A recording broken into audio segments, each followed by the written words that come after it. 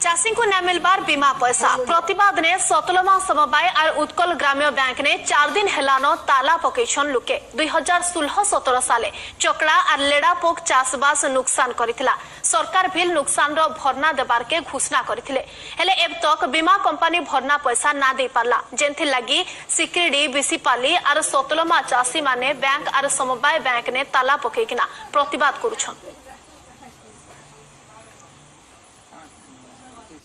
पंचायत सतलमा सिगिटी और बिसिपाली चाषी मैंने 2017 जन क्षति होता चकड़ा पोखरी संपूर्ण नष्ट होता। रवि ऋतुर चकड़ा पोख बाबद जेन आम इन्सुरांस देलु से इन्सुरांस पैसा नहीं मिलवार चाषी मैंने बर्तमान टैक्स को ताला पकड़ ताला बंद करी आंदोलन करूँ आ समवाय विभाग इटा बंद होला परे से माने आसबार कथा किंतु नहीं आसबार कथा नहीं आसबा। उत्कल ग्राम्य बैंक के भी बंद करूँ किंतु उत्कल ग्राम्य बैंक शाखा के